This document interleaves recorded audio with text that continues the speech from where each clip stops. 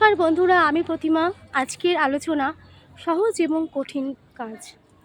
সবথেকে সহজ কাজ কি? প্রথমে বলি, সবথেকে সহজ কাজ হচ্ছে কারো মনে কষ্ট দেওয়া, কারো প্রতি ভীষণ তীব্র ভয়ঙ্কর কঠোর ভাষা প্রয়োগ করা, বিশ্বাস ভঙ্গ করে দেওয়া, কথা দিয়ে কথা না রাখা এবং নিজের স্বার্থে অন্যকে চুপ করিয়ে দেওয়া, অন্যায় করলে ক্ষমা না চাওয়া, প্রতারণা করে কাউকে নিজের কথায় আকৃষ্ট করে তাকে ঠকিয়ে দেওয়া। এগুলো কত সহজ বলুন, তাই না? ঠিক সেমনভাবেই সবথেকে কঠিন কাজ কি জানেন? কঠিন কাজ হচ্ছে কারো মনে আঘাত না দেওয়া, প্রত্যেকের সাথে মধুর করে কথা বলা, বিশ্বাস অর্জন করা, ক্ষমা করা, নিজের ভুল স্বীকার করা, কারো সাথে অবিচার না করা, কোনো ব্যক্তিকে না ঠকিয়ে সৎভাবে জীবনযাপন করা। আচ্ছা, আপনি কি জানেন জীবনে কখন হেরে গেলেও আনন্দ হয়? জানেন জীবনে কোন পর্যায়ে কোনো ব্যক্তির অনেক কথা বলার আছে কিন্তু তাও সে চুপ হয়ে যায়? কখন সে প্রতিপক্ষের সমস্ত দোষ ত্রুটি সব জানা সত্ত্বেও কোনো প্রতিবাদ না করে দিব্যি নির্দ্বিধায় সব কিছু সহ্য করে তার জীবনটা কাটিয়ে দিতে বাধ্য হয়?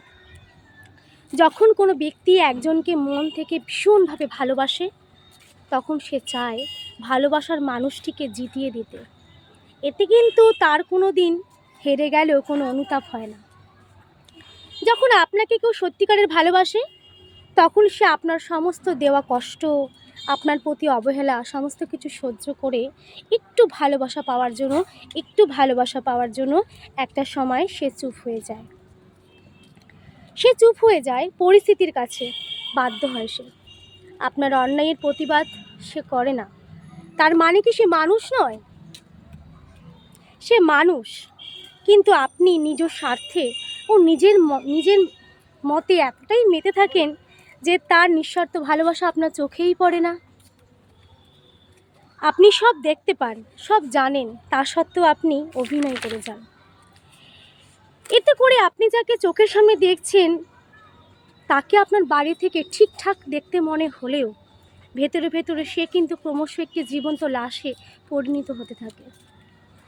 হয়তো নিজেকে মানিয়ে নেয় সন্তানের কথা ভেবে, সংসারের কথা ভেবে বা নিজের পরিবারের সুখের কথা ভেবে। নমস্কার বন্ধুরা, কেমন লাগবেন জানাবেন। নমস্কার।